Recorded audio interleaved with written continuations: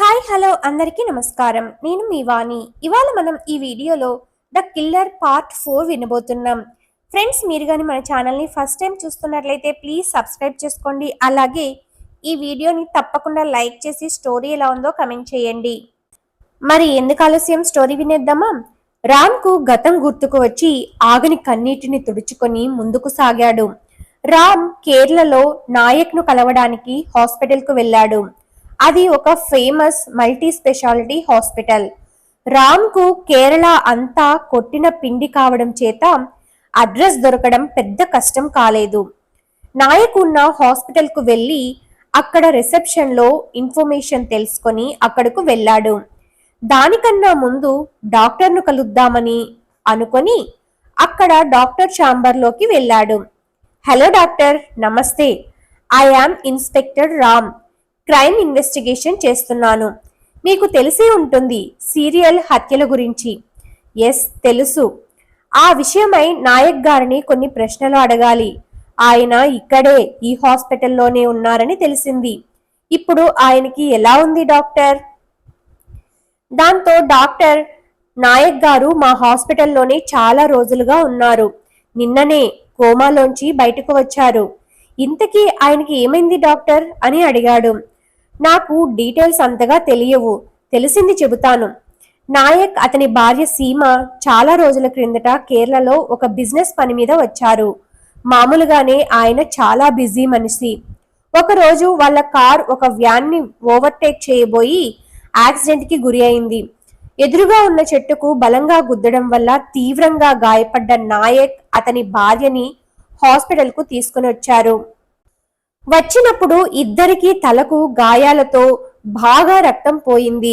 మేము చాలా ప్రయత్నించాము, కానీ ఇద్దరు కోమాలోకి వెళ్లారు. అలా చాలా రోజులు కోమాలో ఉన్న ఇద్దరు నిన్న రాత్రి సీమా గారు కోమాలోంచి బయటకు వచ్చారు అని డాక్టర్ చెప్పారు. వాళ్ళ ఫ్యామిలీ డీటెయిల్స్ ఏమైనా తెలిసాయా అని రామ్ అడిగారు. ఇప్పటికీ ఎవరూ రాలేదు. ఆఫీస్ నుంచి గాని ఇంటి నుంచి గాని ఎటువంటి రెస్పాన్స్ లేదు. నాయక్ భార్య సీమా గారిని అడిగి చూడండి. ఆవిడకు స్పృహ 2 రోజుల కిందటే వచ్చింది. ఆవిడ ఇప్పుడు బెటర్ గానే ఉన్నారు అని చెప్పడంతో ఓకే డాక్టర్, ఆమెను కలుస్తాను అని వెళ్ళిపోతారు రామ్. హలో ఇన్స్పెక్టర్, నన్ను కలవాలి అని వచ్చారంట, లోపలికి రండి అని సీమా అంటుంది. Yes madam, sorry to say, మీతో ఒక ఇంపార్టెంట్ విషయం అడిగి తెలుసుకుందామని వచ్చాను.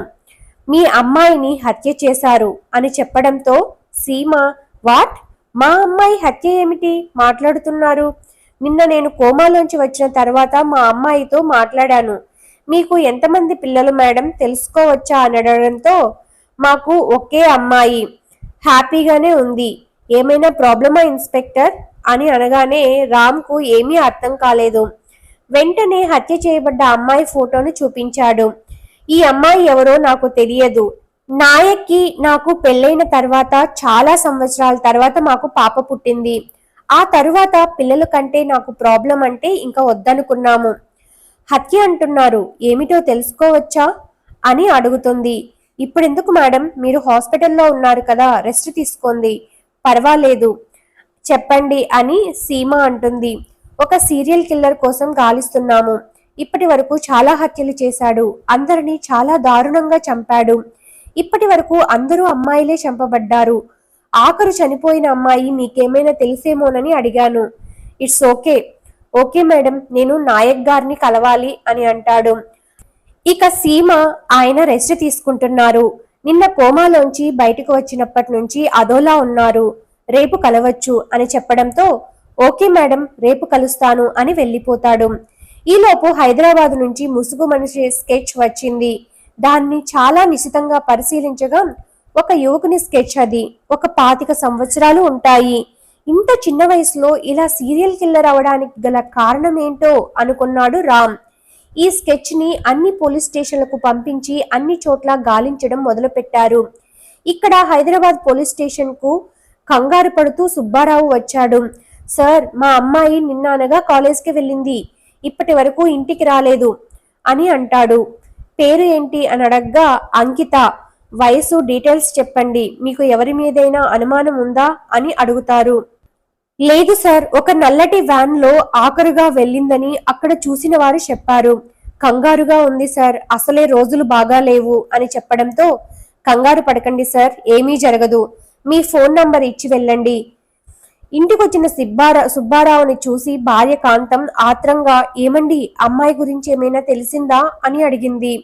పోలీస్ స్టేషన్ లో కంప్లైంట్ ఇచ్చాను, కాలేజీ అంతా అడిగి చూశాను, ఫ్రెండ్స్ అంతా తెలియదని చెబుతున్నారు, నల్లటి వ్యాన్ లో కాలేజ్ కు వెళ్ళిందని ఎవరో చెప్పారు అని అనడంతో, ఇదంతా ఆ మావయ్య పనే నాన్న, ఎప్పుడు మనల్ని ఎలా దెబ్బతీయాలో చూస్తూ ఉంటాడు, అలా మాట్లాడుకురా, మా తమ్ముడు అలాంటి వాడు కాదు అని అనడంతో, నీ తమ్ముడంటే నీకు ప్రేమే గాని అక్కడ అంత లేదు అమ్మా అని అంటాడు. రెండు తగిలిస్తే చెబుతాడు అని కోపంతో ఊగిపోయాడు ఆనంద్. అమ్మాయి లేక ఇల్లంతా సందడి లేదండి, ఎక్కడుందో ఏం చేస్తోందో అని కంగారు పడుతుంది. ఏం చెయ్యమంటావు కాంతం, ఆ రోజు నేను కాలేజీకి వెళ్ళుంటే ఈ సమస్య వచ్చేది కాదు అని సుబ్బారావు అంటాడు. దానికి కాంతం, బాధపడకండి, మీకు అసలే ఒంట్లో బాగాలేదు, ఏదైనా తినండి అని అనడంతో, టీవీలో ఎప్పుడు ఏ బ్రేకింగ్ న్యూస్ వస్తుందో అని భయపడితే ఎలా చెప్పండి, అమ్మాయి ఎక్కడున్నా బాగానే ఉంటుందిలేండి, దానికి ఏమీ కాదు అని చెప్తుంది. Thanks for watching. Next part ని త్వరగా మన ఛానల్లో అప్లోడ్ చేస్తాను. Please like this video.